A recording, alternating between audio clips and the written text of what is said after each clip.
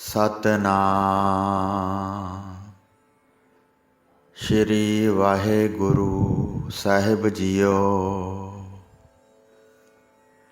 ਪਰਮ ਸਨਮਾਨਿਓ ਗੁਰੂ ਖਾਲਸਾ ਸਾਧ ਸੰਗਤ ਜੀ, ਵਾਹਿਗੁਰੂ ਜੀ ਕਾ ਖਾਲਸਾ, ਵਾਹਿਗੁਰੂ ਜੀ ਕੀ ਫਤਿਹ। ਪਿਆਰੀ ਸਾਧ ਸੰਗਤ ਜੀ, ਇਹ ਕਥਾ ਭਾਈ ਸਾਹਿਬ ਭਾਈ ਸੰਤੋਖ ਸਿੰਘ ਜੀ ਦੁਆਰਾ ਲਿਖਿਤ ਸੂਰਜ ਪ੍ਰਕਾਸ਼ ਗ੍ਰੰਥ ਵਿੱਚੋਂ ਲਈ ਗਈ ਹੈ, ਜਿਸ ਗ੍ਰੰਥ ਦੀ SGPC ਵੱਲੋਂ ਪ੍ਰਵਾਨਗੀ ਪ੍ਰਾਪਤ ਹੈ ਅਤੇ SGPC ਦੇ ਤਕਰੀਬਨ 500 ਗੁਰਦੁਆਰਿਆਂ ਵਿੱਚ ਹਰ ਰੋਜ਼ ਕੀਤੀ ਜਾਂਦੀ ਹੈ।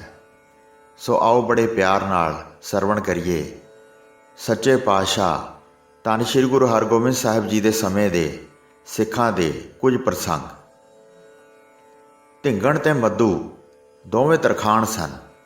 ਆਪਣਾ ਕੰਮ ਕਰਨ ਵਿੱਚ ਬਹੁਤ ਚਤੁਰ ਸਨ। ਉਹ ਸ਼੍ਰੀ ਗੁਰੂ ਹਰਗੋਬਿੰਦ ਜੀ ਦੇ ਪਾਸ ਰਹਿੰਦੇ ਸਨ। ਸਦਾ ਲੰਗਰ ਦੀਆਂ ਲੱਕੜਾਂ ਚੀਰਦੇ ਸਨ। ਕਈ ਪ੍ਰਕਾਰ ਦੇ ਮੰਜੇ ਤੇ ਬਹੁਤ ਚੌਕੀਆਂ ਬਣਾਉਂਦੇ ਸਨ ਤੇ ਉਹਨਾਂ ਨੂੰ ਫਿਰ ਸਤਿਗੁਰੂ ਜੀ ਘਰ ਵਿੱਚ ਰੱਖਦੇ ਸਨ। ਜੇ ਕਿਸੇ ਹੋਰ ਸਿੱਖ ਦਾ ਵੀ ਕੰਮ ਹੁੰਦਾ ਸੀ ਤਾਂ ਬੜੇ ਪ੍ਰੇਮ ਨਾਲ ਬਣਾ ਕੇ ਦਿੰਦੇ ਸਨ। ਕਥਾ, ਕੀਰਤਨ ਅਤੇ ਸ਼ਬਦ ਦਾ ਉਚਾਰਨ ਸਾਰੇ ਕਾਰਜ ਛੱਡ ਕੇ ਬੜੇ ਪ੍ਰੇਮ ਨਾਲ ਸੁਣਦੇ ਸਨ। ਪਿਛਲੀ ਰਾਤ ਸਮੇਂ ਸਾਵਧਾਨ ਹੋ ਜਾਂਦੇ ਸਨ। ਪਹਿਲਾਂ ਆਪ ਇਸ਼ਨਾਨ ਕਰਦੇ ਸਨ। ਖੂਹ ਵਿੱਚੋਂ ਜਲ ਕੱਢ ਕੇ ਫਿਰ ਸਿੱਖਾਂ ਨੂੰ ਇਸ਼ਨਾਨ ਕਰਵਾਉਂਦੇ ਸਨ ਤੇ ਦਿਨ ਰਾਤ ਸਤਿਗੁਰੂ ਜੀ ਵਿੱਚ ਲਿਵ ਲਾਉਂਦੇ ਸਨ। ਜਦੋਂ ਉਹਨਾਂ ਦਾ ਅੰਤ ਸਮਾਂ ਆਇਆ ਤਾਂ ਉਹਨਾਂ ਨੇ ਪਹਿਲਾਂ ਇਸ਼ਨਾਨ ਅੰਮ੍ਰਿਤ ਸਰੋਵਰ ਵਿੱਚ ਕੀਤਾ। ਜਿੰਨੇ ਵੀ ਪਦਾਰਥ ਉਹਨਾਂ ਦੇ ਪਾਸ ਸਨ ਉਹ ਆਪਣੇ ਹੱਥਾਂ ਨਾਲ ਸਾਰੇ ਹੀ ਗਰੀਬਾਂ ਵਿੱਚ ਵੰਡ ਦਿੱਤੇ। ਵਾਹਿਗੁਰੂ ਦਾ ਸਿਮਰਨ ਨਾ ਛੱਡਿਆ।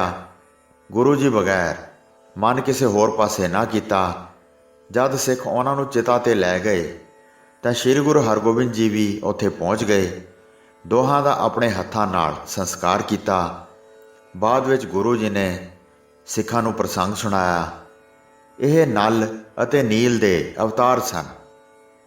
ਸਾਧ ਸੰਗਤ ਜੀ, ਨਲ ਰਾਮਚੰਦਰ ਜੀ ਦੀ ਫੌਜ ਦਾ ਇੱਕ ਬਾਂਦਰ ਸੀ ਜੋ ਵਿਸ਼ਵਕਰਮਾ ਜੀ ਦਾ ਪੁੱਤਰ ਦੱਸਿਆ ਜਾਂਦਾ ਹੈ।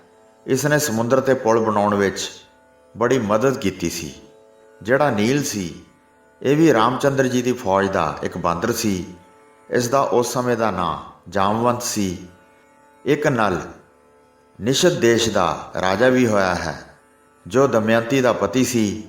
ਨਲ ਦਮਯੰਤੀ ਦੀ ਕਹਾਣੀ ਮਹਾਭਾਰਤ ਦੀਆਂ ਪ੍ਰਸੰਗਕ ਕਹਾਣੀਆਂ ਵਿੱਚ ਆਉਂਦੀ ਹੈ। ਸੋ ਇਹ ਨਲ ਅਤੇ ਨੀਲ ਦੇ ਅਵਤਾਰ ਸਨ। ਇੱਕ ਵਾਰ ਇਹਨਾਂ ਨੇ ਬੇਨਤੀ ਕੀਤੀ, ਸਾਨੂੰ ਭਗਤੀ ਦੇ ਕੇ ਬ੍ਰਹਮ ਗਿਆਨ ਬਖਸ਼ੋ ਤਾਂ ਕਿ ਅਸੀਂ ਮਹਾਨ ਆਨੰਦ ਵਿੱਚ ਲੀਨ ਹੋ ਜਾਈਏ। ਉਸ ਸਮੇਂ ਅਸੀਂ ਵਚਨ ਕੀਤਾ ਸੀ, ਤੁਹਾਡੀ ਕਾਮਨਾ ਪੂਰੀ ਹੋ ਜਾਏਗੀ ਤੇ ਤੁਸੀਂ ਨਿਹਾਲ ਹੋ ਜਾਓਗੇ। ਹੁਣ ਸਤਿਗੁਰੂ ਜੀ ਦੇ ਸ਼ਬਦ ਦੀ ਕਮਾਈ ਕੀਤੀ ਸੀ, ਪਰ ਬ੍ਰਹਮ ਗਿਆਨ ਪ੍ਰਾਪਤ ਕਰਕੇ ਉਹਨਾਂ ਨੇ ਕਿਸੇ ਨੂੰ ਵੀ ਜਣਾਇਆ ਨਹੀਂ ਹੈ। ਅਬਚਲ ਪਦਵੀ ਹੁਣ ਪ੍ਰਾਪਤ ਹੋਈ ਹੈ। ਭੋਗ ਕਰਮ ਦਾ ਫਲ ਸਭ ਗਵਾ ਦਿੱਤਾ ਹੈ। ਇਹ ਸੁਣ ਕੇ ਸਾਰੇ ਸਿੱਖ ਬਹੁਤ ਹੈਰਾਨ ਹੋਏ। ਕਹਿਣ ਲੱਗੇ, ਤੁਹਾਡੀ ਗਤਮਿਤ ਸਮਝੀ ਨਹੀਂ ਜਾ ਸਕਦੀ। ਕੋਈ ਵੀ ਸਾਰੀ ਮਹਿਮਾ ਨਹੀਂ ਜਾਣਦਾ ਜਿਹੜੀ ਤਿੰਨਾਂ ਲੋਕਾਂ ਵਿੱਚ ਮਹਾਨ ਉਜਾਗਰ ਹੋਈ ਹੈ। ਇਸੇ ਤਰ੍ਹਾਂ ਤੁਲਸੀਆ, ਦਰਗਾਹ, ਤਖਤੂ ਧੀਰ ਅਤੇ ਤੀਰਥ ਉੱਪਲ 4 ਸਿੱਖ ਮਨਸ਼ਾ ਧਾਰ ਕੇ ਇਕੱਠੇ ਹੋ ਕੇ ਗੁਰੂ ਜੀ ਨੂੰ ਮਿਲਣ ਵਾਸਤੇ ਆਏ। ਵੰਦਨਾ ਕਰਕੇ ਸਾਰੇ ਗੁਰੂ ਜੀ ਦੇ ਪਾਸ ਬੈਠ ਗਏ। ਹੱਥ ਜੋੜ ਕੇ ਬੇਨਤੀ ਕੀਤੀ, ਹੇ ਸੱਚੇ ਪਾਤਸ਼ਾਹ, ਜਿਹੜੇ ਅਨੇਕ ਸਿੱਖ ਅਰਥ ਕਰਦੇ ਹਨ ਅਸੀਂ ਸੁਣਦੇ ਹਾਂ। ਸੁਣ ਕੇ ਕਿਸੇ ਦੇ ਵੀ ਮਨ ਨੂੰ ਸ਼ਾਂਤੀ ਨਹੀਂ ਆਉਂਦੀ। ਇੱਧਰ ਉੱਧਰ ਤੋਂ ਹਟ ਕੇ ਬਿਰਤੀ ਸਥਿਰ ਨਹੀਂ ਰਹਿੰਦੀ ਹੈ। ਨਿਵਲਾ ਅਤੇ ਨਿਹਾਲੂ ਦੋਵੇਂ ਕਥਾ ਦਾ ਉਚਾਰਨ ਕਰਦੇ ਹਨ। ਉਹਨਾਂ ਦੀ ਕਥਾ ਸੁਣ ਕੇ ਵਿਕਾਰਾਂ ਤੋਂ ਡਰ ਲੱਗਦਾ ਹੈ। ਭੈੜੀ ਬੁੱਧੀ ਹਿਰਦੇ ਵਿੱਚੋਂ ਦੂਰ ਹੁੰਦੀ ਹੈ। ਚਿੱਤ ਗੁਰਮਤ ਨੂੰ ਪ੍ਰਾਪਤ ਕਰਦਾ ਹੈ। ਅਨੇਕਾਂ ਗੁਣ ਹਿਰਦੇ ਵਿੱਚ ਪ੍ਰਗਟ ਹੋ ਜਾਂਦੇ ਹਨ। ਇਹ ਸੁਣ ਕੇ ਸ਼੍ਰੀ ਹਰਗੋਬਿੰਦ ਜੀ ਨੇ ਕਿਹਾ, ਸਤਿਗੁਰੂ ਜੀ ਦਾ ਸ਼ਬਦ ਅੰਮ੍ਰਿਤ ਵਾਂਗ ਮਹਾਨ ਹੈ। ਬੁਲਾਰੇ ਵਿੱਚ 14 ਗੁਣ ਹੁੰਦੇ ਹਨ। ਉਸ ਤੋਂ ਸੁਣ ਕੇ ਕਈ ਗਿਆਨ ਪ੍ਰਾਪਤ ਕਰ ਲੈਂਦੇ ਹਨ। ਉਸ ਤਰ੍ਹਾਂ ਹੀ ਸਰੋਤੇ ਵਿੱਚ 14 ਗੁਣ ਹੁੰਦੇ ਹਨ। ਉਹ ਸੁਣ ਕੇ ਤੁਰੰਤ ਗਿਆਨ ਪ੍ਰਾਪਤ ਕਰ ਲੈਂਦਾ ਹੈ। ਜੇ ਦੋਵਾਂ ਵਿੱਚ 14 ਗੁਣ ਨਾ ਹੋਣ ਫਿਰ ਤੁਰੰਤ ਗਿਆਨ ਪ੍ਰਾਪਤ ਨਹੀਂ ਹੁੰਦਾ। ਜੇ ਇੱਕ ਵਕਤਾ ਵਿੱਚ ਵੀ ਸਾਰੇ ਗੁਣ ਹੋਣ ਤਾਂ ਸੁਣ ਕੇ ਉਹ ਗੁਣ ਸਰੋਤਿਆਂ ਨੂੰ ਵੀ ਪ੍ਰਾਪਤ ਹੋ ਜਾਂਦੇ ਹਨ। ਫਿਰ ਗੁਰੂ ਜੀ ਨੂੰ ਪੁੱਛਣ ਲੱਗੇ, ਜਿਹੜੇ ਗੁਣ ਹਨ ਉਹਨਾਂ ਬਾਰੇ ਵਰਣਨ ਕਰਕੇ ਸਾਨੂੰ ਸੁਣਾਓ। ਆਪਣੇ ਸੇਵਕ ਜਾਣ ਕੇ ਕਿਰਪਾ ਕਰੋ, ਭਿੰਨ ਭਿੰਨ ਤੌਰ 'ਤੇ ਹੁਣ ਵਿਖਿਆਨ ਕਰੋ। ਤਦ ਸ਼੍ਰੀ ਹਰਗੋਬਿੰਦ ਸਾਹਿਬ ਨੇ ਸੁਣਾਇਆ, ਸੁਣੋ ਸਾਰੇ ਸਿੱਖ ਧਾਰਨ ਕਰੋ। ਪਹਿਲਾ ਚੰਗਾ ਵਕਤਾ ਉਹ ਹੈ ਜਿਸ ਦੀ ਆਵਾਜ਼ ਅਤੇ ਬਾਣੀ ਸੁੰਦਰ ਹੈ, ਸਮੂਹ ਸ਼ਬਦਾਂ ਦਾ ਪਦ ਸਰੂਪ ਜਾਣਦਾ ਹੋਵੇ, ਜਿੰਨੇ ਸਰੋਤੇ ਹੋਣ ਓਨੀ ਹੀ ਉੱਚੀ ਆਵਾਜ਼ ਕੱਢੇ, ਜਿਵੇਂ ਛੰਦ ਦੀ ਧਾਰਨਾ ਹੋਵੇ ਉਸ ਤਰ੍ਹਾਂ ਹੀ ਪੜ੍ਹੇ। ਦੂਸਰਾ ਗੁਣ ਇਹ ਹੈ ਕਿ ਵਿਸਥਾਰ ਤੇ ਸੰਕੋਚ ਦਾ ਜਾਣੂ ਹੋਵੇ, ਇਹ ਵੇਖ ਲਵੇ ਕਿ ਕਿਸ ਥਾਂ ਸ੍ਰੇਸ਼ਟ ਰਸ ਦਾ ਪ੍ਰਕਾਸ਼ ਹੈ। ਸਰੋਤਿਆਂ ਦੀ ਬਿਰਤੀ ਜਦ ਉੱਤਮ ਰੂਪ ਨਾਲ ਠਹਿਰੀ ਹੋਵੇ ਉੱਥੇ ਉਹ ਅਰਥਾਂ ਦਾ ਵਿਸਥਾਰ ਕਰੇ। ਜਿਸ ਥਾਂ ਬਿਰਤੀ ਉਦਾਸ ਹੋਵੇ ਉੱਥੇ ਸੰਖੇਪ ਵਿੱਚ ਉਚਾਰਨ ਕਰੇ। ਕਥਾ ਦੇ ਪ੍ਰਸੰਗ ਰੋਚਕ ਬਣਾ ਕੇ ਕਹਿਣੇ ਜਾਣਦਾ ਹੋਵੇ। ਇਹ ਵਕਤੇ ਦਾ ਚੌਥਾ ਗੁਣ ਸਮਝੋ। ਮਿੱਠੀ ਆਵਾਜ਼ ਨਾਲ ਇਸ ਤਰ੍ਹਾਂ ਉਚਾਰਨ ਕਰੇ ਕਿ ਬੋਲ ਸਭ ਨੂੰ ਪਿਆਰੇ ਲੱਗਣ। ਪੰਜਵਾਂ ਗੁਣ ਇਹ ਹੈ ਕਿ ਸੱਚੇ ਬਚਨ ਕਹੇ, ਜਿਹੜੇ ਕਰਮ, ਉਪਾਸਨਾ ਅਤੇ ਗਿਆਨ ਨਾਲ ਸੰਬੰਧਿਤ ਹੋਣ। ਸ਼ਬਦ ਦੇ ਸਿਧਾਂਤ ਨੂੰ ਵਰਣਨ ਕਰੇ, ਨਿਰਣੇ ਕਰ ਕਰਕੇ ਅਰਥ ਕਰੇ। ਛੇਵਾਂ ਗੁਣ ਹੈ ਸ਼ੰਕੇ ਦੀ ਨਿਵਰਤੀ ਕਰ ਸਕਦਾ ਹੋਵੇ। ਜੇ ਕੋਈ ਪ੍ਰਸ਼ਨ ਕਰੇ ਤਾਂ ਉੱਤਰ ਦੇਣਾ ਜਾਣਦਾ ਹੋਵੇ। ਜਿਵੇਂ ਸ਼ਬਦ ਦਾ ਆਸ਼ਾ ਹੋਵੇ ਉਸ ਤਰ੍ਹਾਂ ਹੀ ਸਾਖੀ ਦਾ ਪ੍ਰਮਾਣ ਦੇਵੇ। ਜਿਸ ਤਰ੍ਹਾਂ ਸਰੋਤਾ ਚੰਗੀ ਤਰ੍ਹਾਂ ਸਮਝ ਸਕੇ ਉਸ ਤਰ੍ਹਾਂ ਹੀ ਦ੍ਰਿਸ਼ਟਾਂਤ ਦੇਵੇ। ਸੱਤਵਾਂ ਸਾਰਿਆਂ ਮੱਤਾਂ ਵਿੱਚ ਚਤੁਰ ਹੋਵੇ, ਸ਼ਾਸਤਰਾਂ ਦੇ ਸਾਰੇ ਝਗੜੇ ਜਾਣਦਾ ਹੋਵੇ। ਅੱਠਵਾਂ ਕਥਾ ਵਿੱਚ ਵਿਖੇਪ ਨਾ ਕਰੇ। ਜੇ ਕਥਾ ਹੋਰ ਹੋਵੇ ਸਾਖੀ ਹੋਰ ਭਾਵ ਦੀ ਨਾ ਕਰੇ। ਜਿਵੇਂ ਕਥਾ ਦਾ ਪ੍ਰਸੰਗ ਹੋਵੇ ਉਸ ਤਰ੍ਹਾਂ ਹੀ ਕਹੇ। ਹੋਰਨਾਂ ਮਤਾਂ ਦੇ ਜੋ ਪ੍ਰਮਾਣ ਹਨ ਉਹਨਾਂ ਦੇ ਆਸ਼ੇ ਸਮਝ ਕੇ ਵਿਖਿਆਨ ਕਰੇ। ਨੌਵੇਂ ਦਾ ਨਾਂ ਅਵਿੰਗ ਹੈ ਕਿ ਚੰਗੀ ਤਰ੍ਹਾਂ ਸੋਹਣਾ ਸਿੱਧਾ ਬੈਠੇ, ਮਨ ਦੀ ਵਿਧੀ ਵੀ ਉਸ ਤਰ੍ਹਾਂ ਸਰਲ ਰੱਖੇ। ਦਸਵਾਂ ਜਨ ਰੰਜਕ ਪਹਿਚਾਣੇ, ਭਾਵ ਸਰੋਤਿਆਂ ਦੇ ਦਿਲਾਂ ਨੂੰ ਪ੍ਰਸੰਨ ਕਰਨਾ ਜਾਣਦਾ ਹੋਵੇ। ਜਿਵੇਂ ਜਿਵੇਂ ਸਰੋਤੇ ਕੰਨ ਦੇ ਕੇ ਸੁਣਨ ਤਿਵੇਂ ਤਿਵੇਂ ਉਹਨਾਂ ਵਿੱਚ ਪ੍ਰੀਤ ਦਾ ਰੰਗ ਚੜ੍ਹੇ। ਇਸ ਤਰ੍ਹਾਂ ਕਹਿ ਕੇ ਸਾਰੀ ਸਭਾ ਵਸ ਕਰ ਲਵੇ। 11ਵਾਂ ਹੈ ਸਭਾ ਨੂੰ ਜਿੱਤਣਾ। ਸਭਾ ਨੂੰ ਆਪਣੇ ਤੇ ਮੋਹਿਤ ਕਰ ਲੈਣ ਵਾਲਾ ਹੋਵੇ। ਸਾਰੇ ਸਰੋਤੇ ਸਾਹਮਣੇ ਮੁੱਖ ਕਰਕੇ ਸਾਵਧਾਨ ਹੋ ਕੇ ਸੁਣ ਰਹੇ ਹੋਣ। ਆਪਣੇ ਕੰਨ ਤੇ ਨੈਣ ਵਕਤੇ ਵੱਲ ਕਰਨ, ਇਹ ਚਾਹੁਣ ਅੱਗੇ ਕੀ ਉਚਾਰਨ ਕਰਨਗੇ। 12ਵਾਂ ਗੁਣ ਹੈ ਕਿ ਹੰਕਾਰ ਰਹਿਤ ਹੋਵੇ। ਹਿਰਦੇ ਦੇ ਸਾਰੇ ਹੰਕਾਰ ਦੂਰ ਕਰੇ। ਸਾਰਿਆਂ ਦੇ ਨਾਲ ਮਨ ਨੂੰ ਨੀਵਾਂ ਰੱਖੇ।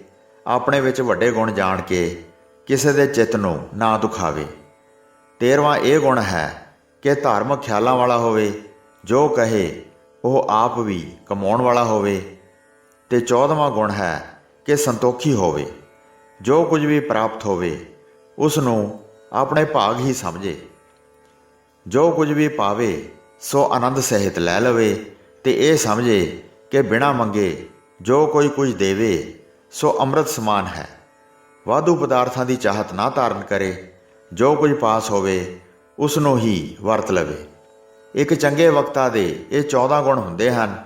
ਜਿਹੜਾ ਕਥਾ ਸੁਣਦਾ ਹੈ ਉਹ 14 ਗੁਣ ਧਾਰਨ ਕਰਦਾ ਹੈ।